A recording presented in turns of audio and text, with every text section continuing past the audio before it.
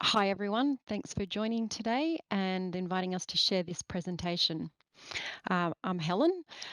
So I'll start with a brief introduction about NAATI, about our organisation, and then I'll hand over to Lavinia and Lauren, and they'll talk in a lot more detail about the translating and interpreting profession, in particular the skills that are required, both linguistic and cultural skills that interpreters and translators are required to have. We wanted to make the presentation relevant to the audience, so Lavinia and Lauren will be looking at some brochures that Kirsten very kindly provided just to prompt your thinking about cross-cultural issues that practitioners face when they're working. We'll also then share some tips on what you can do to be a strong language advocate. And finally, we'll wrap up with some information about the Indigenous Interpreting Project, where we go and what we do. And of course, you can find more information on our website. We have a dedicated Indigenous interpreting page with lots of useful resources, including the Commonwealth protocols and our quarterly newsletter. So firstly, first slide. As Kirsten explained, NAATI stands for the National Accreditation Authority for Translators and Interpreters. Next slide. We are the national standards and certifying authority for translators and interpreters in Australia, and we're the only organisation to issue credentials or certification to practitioners who wish to work in this profession. Yep. So here's just a few facts about NAATI. We were established in 1977, almost 45 years ago, in response to the language barriers that existed for post-World War II migrants coming to Australia. We're unique from a global point of view in that we're the only universal national system in the world to certify practitioners in so many languages and credential types. There's been a bit of research on this, and apparently we do come up as #1 in this industry, so something to be very proud of. We are a not-for-profit public company owned by multiple governments, and our mission is to maintain high standards in the profession. So we do this through testing opportunities that are provided to candidates to ensure that the practitioners or the candidates have the skills and knowledge to work in this profession. And finally, our Indigenous interpreting project is funded through a grant from the Commonwealth. And finally, our vision is a connected community without language barriers. Yep. So a frequent question is, from people, what is the difference between translators and interpreters? So I thought I'd quickly share this slide with you. So basically, translators deal with the written word, so books, facts, pamphlets, websites, official documents, whereas interpreters deal with the spoken word or signed language. So apologies if people already knew that, but we do get that question asked quite a lot. Next slide. Okay, from here I'll hand over to Lauren and Lavinia, who will finish the presentation and talk more specifically about the skills that interpreters and translators need. Thank you, Helen. Some of the things that we do when we work with people across Australia and especially in these remote communities, is the communication and working with Aboriginal and Torres Strait Islander people. So if you just go into the next slide, thank you.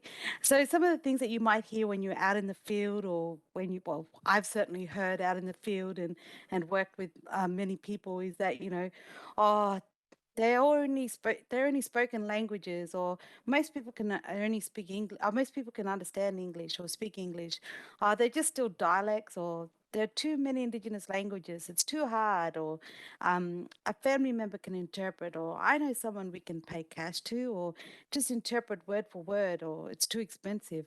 So many sort of myths and thought bubbles that come out of, in a lot of these communities when we're dealing with, working with people that need interpreters present or translation to be done for our mob.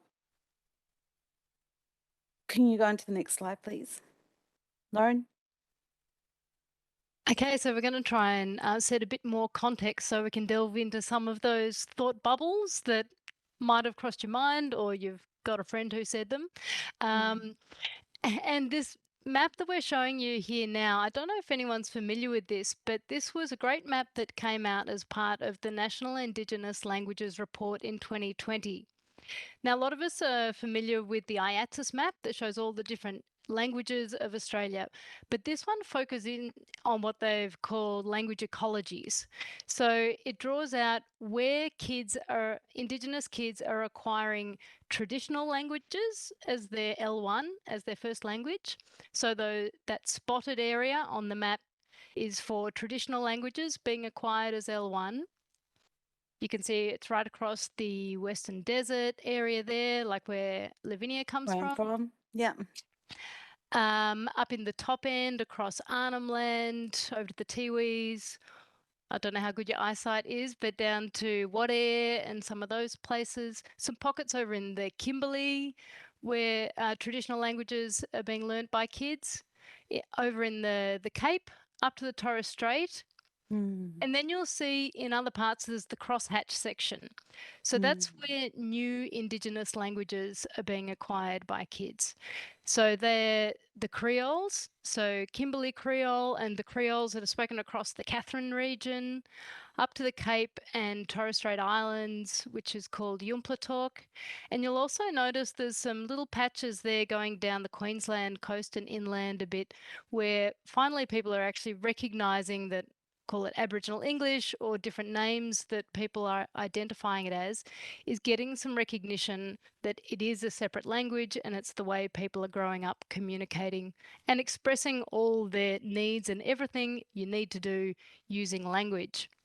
So this is a good map to start with if you're trying to come up with policies or just get a bit of a national lens of, or trying to figure out which language services are going to be of most value. And I haven't quite addressed the D word in those thought bubbles, the dialect word, Anya. Put it in there deliberately to get angry. There are a lot of languages that might be in a dialectal relationship, but in Australia we have incredible linguistic diversity. So for any linguists out there, we get very excited about how different languages are. And we have to remember how big Australia is and how many different cultural groups, language groups, and language structures we then deal with. Okay, I'll get off the dialect topic then. Okay, let's go to the next slide. And it's interesting that you mentioned, how wide and how fast and, the language is, it's so big. And, um, and, it- and a lot of our mob, they actually speak more than one language. Like you've got my language, which is Pindapi or Pindapi, whichever way you want to put it. And then you've got all the other neighboring dialects in the Western dialect groups, like the Pindaras, the Yangondaras, that all sort of, sort of connected to each other, and we all speak and understand. So everyone benefits from being able to use the language they speak best, whether it is from companionability or for high-stake information transfer, such as gaining help or legal information. For Aboriginal and Torres Strait Islander people who speak an Indigenous language, traditional or new, as their main language, English only interaction may also have a negative impact on your well-being. So, if we are speaking up to 6, 7 different languages, English is just another language that's coming into us, and then we've got to, sift through all these different languages, and the speech bubble in there is, there's too many Indigenous languages, it's too hard. Well, imagine what we have to listen to and go through in order to be able to understand English after everything else that we've learned in our own first language, second language, third language, fourth language, so forth. And I think Nelson Mandela puts it beautifully. If you talk to a man in a language he understands, that goes to his head. But if you talk to him in a language that it goes to, that goes to his heart. Something to think about. Next slide. So, it's talking on all the different languages. I'm going to go into my first dialect now. I'm going to be playing 2 characters. One and I'll tell you what it is in English, and then I'll go into language. So I'm going to play the role of my young mum and myself. This is a phone call that happened back home recently. So this comes down to most people can speak English. So making the call. Ya mama, pala nyo do. Oh ya pala oh. Nalji, aik mama na mi de la o pala palo. Oh ya pala palo oh nyaringo. Oh we a palo ko nyo nya mi da ku fa jar we ko palo ru mun ngo pal nai. Oh ista oh ku fa jar ni nyal kita nya nal ting ta ngun ti nya ku ja palo. Oh ya kita already palo nyan ko la ngal yan ko la nyangu. And palo ko nyo nyangu nya testem lan ko palo. Oh ista nya palo nyango nya nyango palo tes palo la lai na ko tar ko nyuti jarengo an palla ko nyon kan kitanya lai na ko tar uti jar palla an palo ko just ru man kon ngunya jar to ko funi jar palo you give you a minute to think about what did I just say, what was the miscommunication, what was the problem word in English about COVID testing. Lauren, do you have any ideas? I think we better give him a bit of a transcript there, Anya. Okay, let's pop it up. Pop it up. Yep, there we go. That's the interpretation into English, what was discussed. So I rang mum back home. She had a bit of a cough, and we asked the nurse to come along and have a, I asked mum how she was, and she said she was actually unwell, and the nurse had gone around to do a check on mum, for COVID check, and the nurse had said to mum, yes, the test is positive. Of course, nodding her head, positive. Positive. Well, what does positive mean in the English language? It's a good thing, right? It's you get positive outcomes, you get positive attitudes, they all mean good thing. So what do you think was interpreted into language when the nurse said it's positive? Yep, that she was fine, she was not sick, that she was actually okay. So, that was misunderstood. The word positive was misunderstood as a good thing, that she was okay, and all she had to do was sit in the room. But in actual fact, she actually ended up having COVID and had to isolate.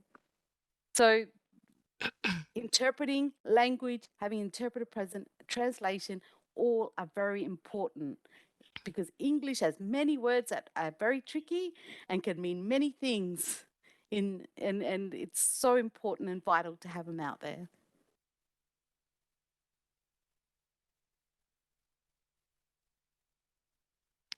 So going to the next slide. So bridging the language and the culture gap. So earlier you talked about, the language and the culture, being connected as one. It's really important, and understanding, what's going on in the room. So when you're working in the aged care space, and my mum, she lives in a community in Pupanya, and she utilizes the aged care village in Pupanya community.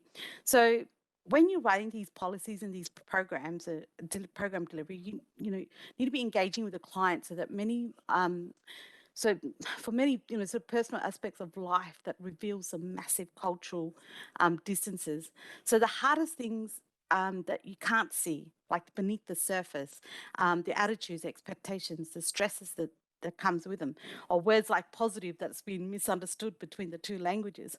And like you look at the word older people is like a softer way of saying, somebody who's an elderly, who doesn't like, in the Western term, to be recognized as being old. I believe, Lauren, you don't like, your mum doesn't like being called old. And call her old. Older, you might accept. Yeah. So in our way, we don't have, older. We've got Jammonya or Jilpinya, we've got Ulkomano. So we've got, we don't have people, but we've got the gender specifics, that is the older person. And I guess a lot of people can also refer to like elders these days.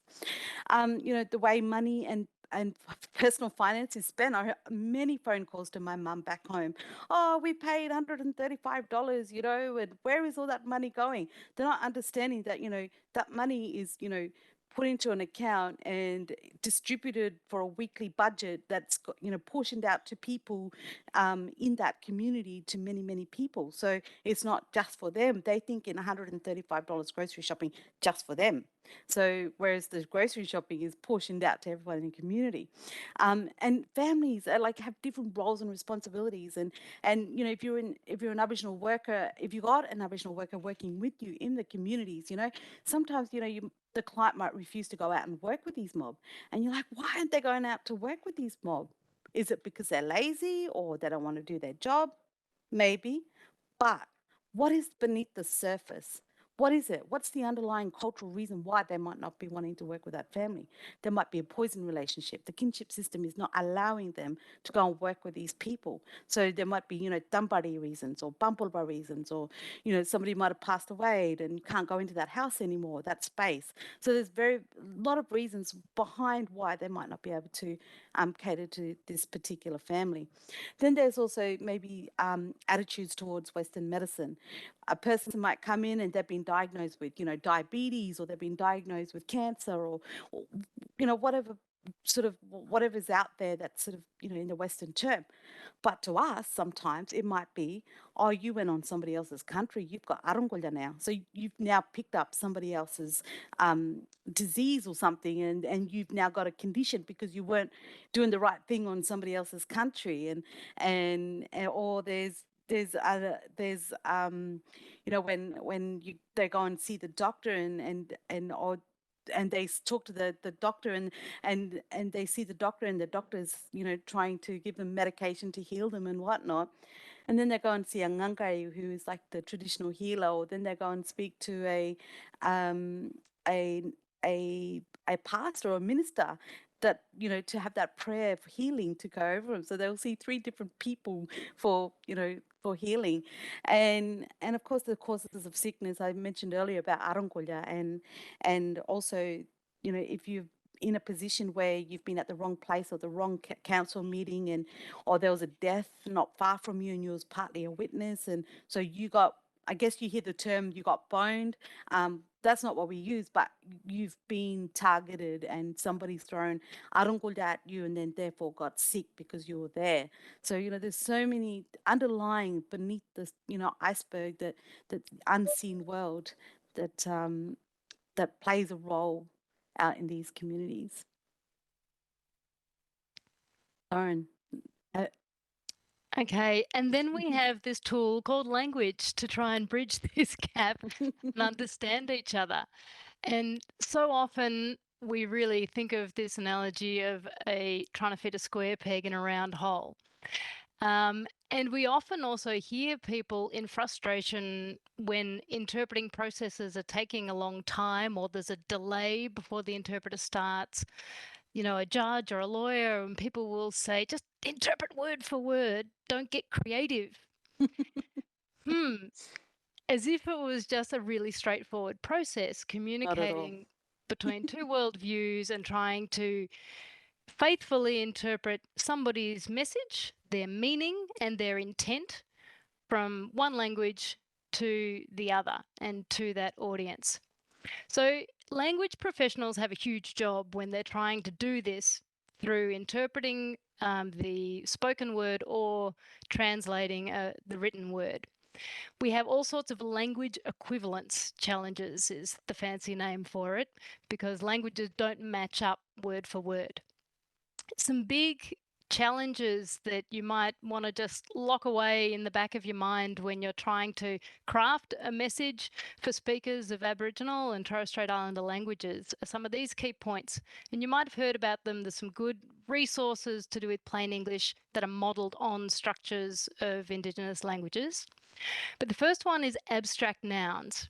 English loves naming things, giving things titles, and we love catchy slogans as well. And we're very good at turning any type of word into a noun.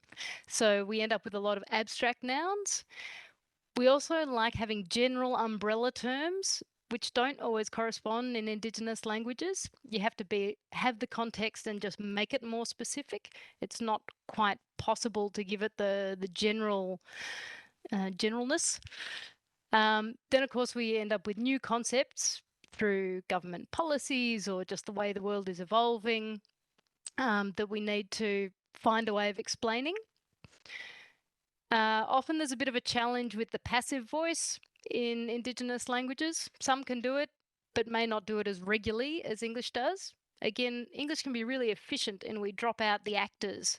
Who's the doer in the sentence? And we can make it passive. And then it can get crafted into the adjectives. And we can load up a sentence with heaps of information, call it just making it semantically dense.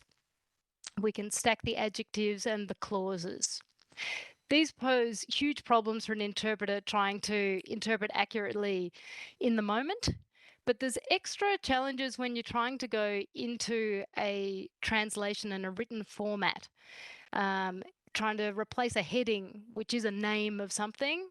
And if we don't have all those nice nouns, it can be tricky. You're also trying to engage with an audience who may not be great at engaging with long texts.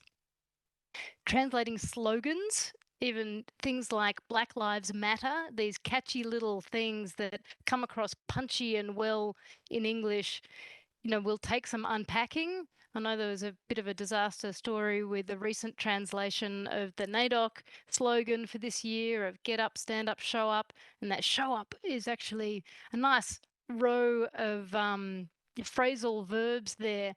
But the show up can be different or difficult if you take it as the verb to show and get it muddled the wrong way around. Maybe not as catchy when it translates. So when you're after a translation as a communication product, you do really have to consider adaptation to the audience and localization. So if we go to the next slide, there's a bit of audience participation here. And thanks to Kirsten for sharing the brochure that they have developed for the Community Visitors Scheme. A really nice informational piece. If you stick it into a Word document, it gives happy smiles for accessibility and it's all good, but it is full of challenges, some of those equivalence challenges. So if I could give everybody just 1 minute to read through this first part of the flyer and see if you can identify what some of the words are that are a challenge or some of the aspects of this text that might be a challenge when transferring it into an Indigenous language. Just a little reminder in green down the bottom there of what you're looking for. Abstract nouns, really general terms, new concepts, really dense. Government subsidised. Yep, somebody's put it in there. Nice one that might be good to turn into a sentence. Funded by the government. At least we've got the actor in there. Subsidised, they pay for a little bit, not all of it. Any other challenges in there, or do you think it might be straightforward? Oop, we come back there. No other challenging words in there, or maybe I can't see. Anybody see? Oh, I can only see one, but there are a few in there. Aged care. We come up with, terms that are politically correct or, fit our cultural understanding of how to describe aged care. Home care packages. What's packages short for or code for? Kind of a couple of services. It's really to do with money, isn't it? Approved, yeah. Approved is a nice one. So that. Oh, there we go. Now you have to be approved by somebody. So it's a passive voice there. We've got volunteer in there. Lauren said volunteer. Okay, so Anya, we're going to assume that it's going to be a very tough job to do a word-for-word translation from English into Pintupi literature. True? Very much so. And there's so many words in there that do not exist in the Lurich Pintupi word, which Torres has pointed out, like government subsidy. So what do we do with words like that? Or volunteer. We don't even have the word volunteer. It's like madness. Why would you go and work for free? You've got to be paid for the work that you do. All right. Well, let's have a look at the next slide and we'll show you our working document This is not a final product by any stretch of the imagination, but we started to work through some of those language challenges in there. Now, I apologise, the font's a bit small, but we were trying to fit quite a lot in. Can we have a look at the first little chunk, please? Okay, so the structure of this was interesting anyway, in that it started with a bit of a slogan, providing friendship and companionship to older people, and then the key title or the heading, the name of it. So first up, we've got providing, but we're maybe missing something at the start just to understand who's doing the action, who's providing. And then we've got friendship and companionship that are those abstract nouns. How do you feel about the word companion, Anya? How's that going to translate? Look, we do have a word for companion. It's called malpa. But when you use that word, you've got to be really careful in how you do it, because you can say, oh, malpa, oh, come company with me to the toilet. I'm just using that because it's a common one that we use at bush, because we have toilets outside in the bush in the nighttime. Or you could have, oh, malpa ko ngailan. So I've asked a partner, a lifelong partner, to come and stay with me. So I think somebody earlier said it's not a Tinder service. So, so you've got to be really, really careful when you're interpreting some of these words. You need to look at, well, what is it saying to me in English? Yeah, so we want to be careful about the kind of relationship, and cross-linguistically, you always want to be careful with those terms. We talked about the older in the past. So, English, we don't want to be calling people old before they feel old. May not be as big an issue. Have you got a general word for old people? So we just say olkomano or jilpi. So when someone is getting older, they become olkomano and then they become jilpi. So separate for men and women. Yeah. And it's more of an honor, really, like rather than a negative. It's more of an honor to become, age, because it shows that you have more wisdom and knowledge as well. So you'll notice that in that rescript there, we have put the Australian government in there as the doer, the provider of the program, just to bring in the actor. The someone's a little bit clunky maybe still. Someone will sit with them as companionship. The idea of sitting together might resonate better. And the idea of we don't want someone to be lonely. That's the problem we're addressing. And that would be much easier to then translate or interpret into language. It's been thought out a bit more. So then the name of it, the Community Visitors Scheme. What do you make of the word community? Like, people use the word community a lot. They do. And I guess in this government setting, we have, the community services, we've got a community of people that play basketball. And but when you're talking to, and I'm going to speak from where I'm from, which is, the Western Desert, Central Australia, is that when you talk about community, we're talking about remote, where people are from. So I'm from Popanya community, and I've come across this so many times where I've been talking about a community of people, and people like my husband or family or friend have gone, oh, no, tell them that we're from this community. And I'm like, no, we're not talking about remote community from, Popanya or Mount Allen or Manlevy, Kintor, Hermansburg, where we're from. We're talking about the community of the netballers, the community of churchgoers, so forth. Yeah. Well, I mean, it feels like in this context, it's going to get shortened to CVS pretty quickly anyway. So we'll end up just introducing a name for the program, and that's what your audience, that's what you want them to walk away with and remember, I guess, rather than so much of the content. So we've kind of introduced that as, let's just call it CVS. Can we have the next section, please? I was just going to say also, Lauren, in this case, as well as an interpreter and also as a translator, I would talk about what community visitors scheme is. I wouldn't just leave it as that, because you need to unpack what that means. Yeah, call so it CVS. We might think about reordering the information in the flyer. Especially at the start, because, you had like the COVID stuff that first came out, and you had to tell people what COVID was and what it was about. Yeah. Okay, so our next section is very much about who's funding it. An initiative, another really broad word. I guess it comes from, initiating something being new, but whether the newness is important to carry across in the translation, we might have a think about. We notice that visit, the verb to visit, has now become a noun. So we're talking about visits, and they're now the subject of the sentence. The CVS visits are available. Available, another term that's a bit tricky, Anya. Oh, yeah. Yeah, available. Like, what does that mean? What are you available to, and who, and what? How? So they can do it. Like another word that pops up like this a lot is eligible, is available or eligible.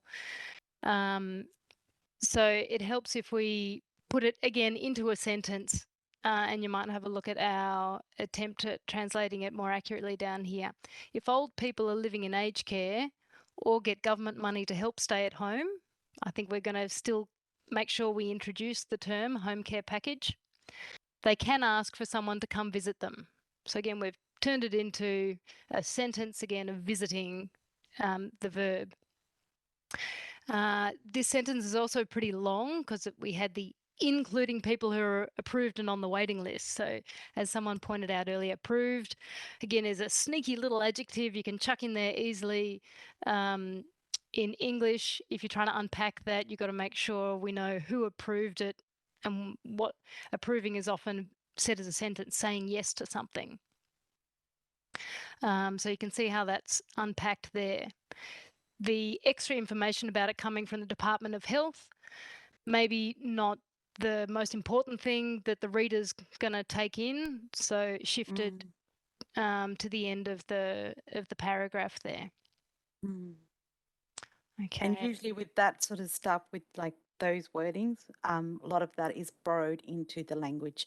So the Australian Government Department of Health would be said, "Nga daw niya Australian Government Department of Health lang or namawang kan." And of course, you can't avoid leaving those in English, but the effect that has on the audience is they're hearing lots of English. And like we pointed out earlier, that's when people switch off or, may not take it in as deeply. It doesn't have as much meaning. Or misinterpret the word, or understanding like the word positive. Yeah. Yeah, so it's a whole bunch of strategies that then a language professional, an interpreter or a translator really has to sift through to make this land with the audience. So we might skip over the next bit in the interests of time. Okay. Ooh, maintaining social connection, another good concept. Okay, let's go on to the next slide. Oh, matched volunteer was another nice adjective. Yes. Stuck in there as who does the matching. Again, it needs to be to bring the other actors into the sentence. So if you're not going through these really well thought through processes with language professionals and crunching out the implied meaning and where the audience is coming from, of course, it can very easily result in miscommunication, even through a simple word like positive, which has multiple meanings in English, and when it got borrowed or an English learner learnt it, they've only learnt the first definition, not the other ones. And then we do have all the other flow-on effects. We can lose trust from the community that we're doing things right when we feel that we've been lied to because the message got all mixed up. We can have quality issues in how we deliver services. We can have extra costs. Ask the people who translated the slogans badly and then printed 1,000 T-shirts that everyone was then embarrassed to wear because it didn't make sense. And then you can have delays in making your product available if translations are going out that are bad and they need to come back and get redone. And in some situations, you just don't have time for that. With the COVID messaging, things were coming out quickly and they had to get these processes good and tight. Okay.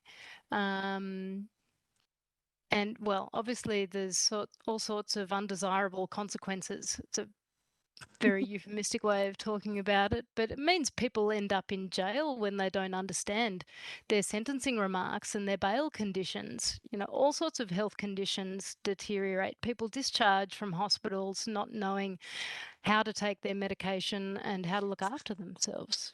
Sorry, Lauren, I'm just thinking about the word take again. Everybody always says, you need to take your medicine, and how that's so when you interpret that into language, a lot of people will say, oh, where am I taking the medicine to? So, when that's been misinterpreted. So, so you need to eat the medicine or drink the medicine or swallow the medicine. It's a classic one. Absolutely. Again, that's like English learners hearing the first meaning of it. And English is very good at using those basic verbs, phrasal verbs, and in different situations. Okay, so what can you do to stop these bad things from happening and improve your communication? Over to you, Anya. Next slide. So what can you do? Well, there's a couple of things. So you can work on plain English. I believe there's a AIS guide to plain English out on the website on this link. Work with interpreters. Book, brief, and debrief. Very important. Always give a lot of information to the interpreter. Consult on language communication tools, whether it's audio, video translation. Be open to adaptation and quality check, quality check, quality check. Independent check for accuracy and naturalness. Can't stress that enough, sorry. Yeah, absolutely. Like with these products that are going out, they shouldn't be produced by a single translator or a single language speaker.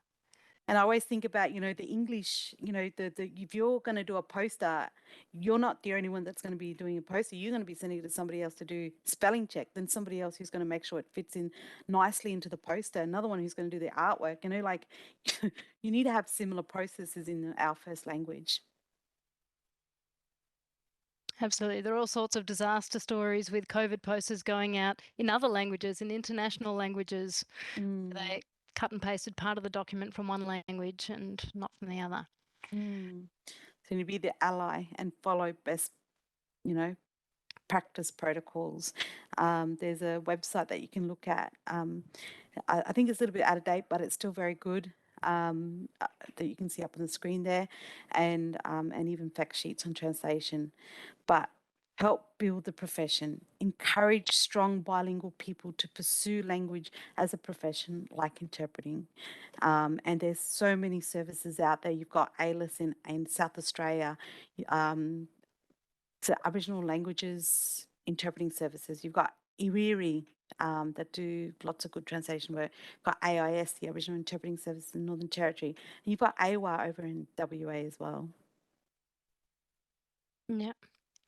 Now, we know that a lot of people will be thinking about translations or audio recordings and wondering about the benefit of written translations and which language groups might be interested. Good question.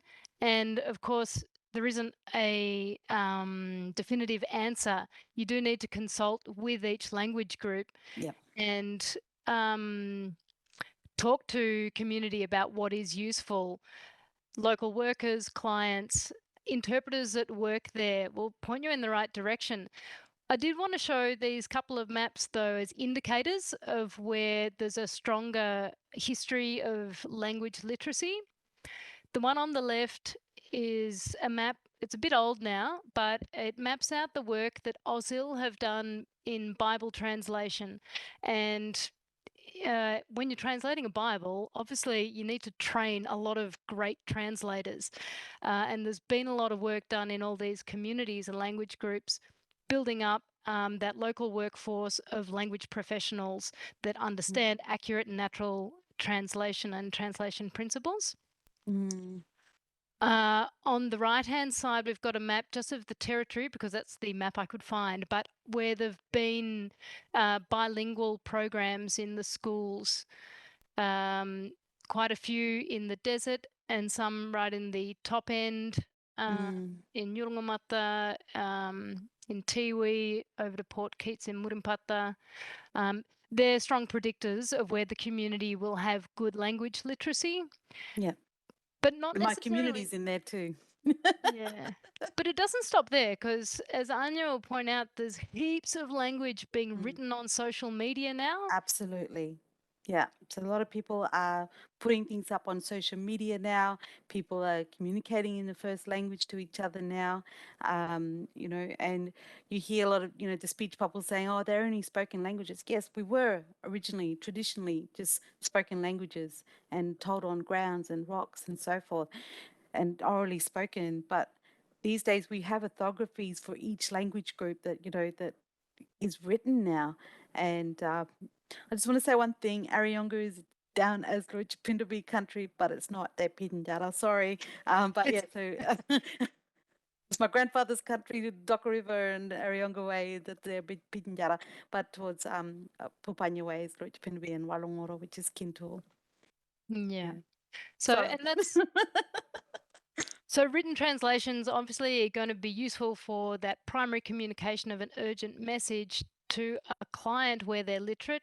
They can also be really useful where there are other literate people who can read it to elderly clients, if that's who your clientele are. But there are also other language groups who are really strong on going through the process of putting it into language to build up language and to use their skills and use their language to adapt to new concepts and to build the profession that way. So it's another way that you can be an ally to language strengthening across Australia. Okay, so next slide. So obviously we're advocating for the use of certified professionals. So interpreters who are certified have shown that they can be tested and assessed to have consistent high level of skills in interpreting. And of course, they're trained to follow the code of ethics, which includes being accurate, impartial, and maintaining confidentiality. And then from the user side, we know that using these services is essential to good service delivery.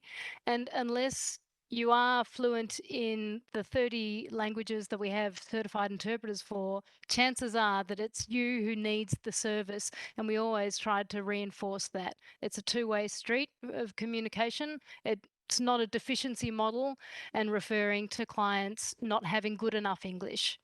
We want to put everybody on an even playing field so that they can understand deeply and express themselves more fully, which they will do in their first language. Next, thanks. So how do you go about finding a certified interpreter? NAATI has an online directory where you can search for interpreters and then search the specific language that you're looking for. Not all Indigenous language interpreters list their details. A lot of them prefer to work through the services. So the other options are to go to the interpreting services, as Anya mentioned before. Some of them will be certified, others won't, but they will be supported by those services and trained in-house there. Translation is a trickier area, and currently there aren't any NAATI certified translators for Indigenous languages. The way translations are done is more through a team of translators working together, covering off on the different skills. So again, that's why we'd really encourage people to put in place those quality checking and what's it called? User experience kind of checks as well to see how a translation lands on the other side. Yep. Next one, thanks. So just lastly, we want to talk a little bit about what we do then to build up this profession. Next slide. NAATI has a set process for how to become certified. Anya, did you want to speak to this? Yeah, either way. Yep. So this is the steps that we follow. You know, when we first get like an expression of interest come through, you know, we like to check that they have fluency in English and in LOT, and then they do like a prerequisite of, you know, interpreter or translating training. We then mark them, so whether they pass, and then we give them the certification from the test, and then we say congratulations, you've received your NAATI credentials, and then the work practice and professional development is important as well, because when we go to recertify, we ensure that, you know, that we need to be able to see that they've done ongoing professional development throughout their interpreting time. Yeah, because language changes all the time as well, in both government and in our own first language and in English. Next slide. And here's a picture of some of the work that we've done out and delivered for. So there's a map of Australia. They're all the different Aboriginal languages spoken, and where we're all the Aboriginal NAATI certified interpreters are based, and the language that they're based. And in the photos you'll see on the far left side, we're doing online delivery for EC and IC, which is ethical competency and intercultural competency. We deliver that mode through online, and people have jumped on from all over countryside, whether there's fly hanging around or not. You know, they're jumping in, they're learning new technology, and not afraid to jump online to join us. To the right, there's, just for those who might know my brother, we've lost him, but we've decided to keep his legacy going. But he's pictured in the middle there. So that's us doing a role play training with our interpreters that wanted that they will be doing the role play. So they do a bit of practice before they go into the actual testing to test our potential in future NAATI certified interpreters. And then on the bottom left corner, there's a picture of me with 3 strong Warlpiri women, and it was very intimidating with my aunties, 3 aunties in the one room. But I still managed to tuggle along with 3 very authoritative speaking ladies and aunties, I should say. And that's us doing face-to-face workshop with potential future interpreters. And then on the right is once they've become certified, we go out and we've given their accreditation credentials to say that they've passed and are certified.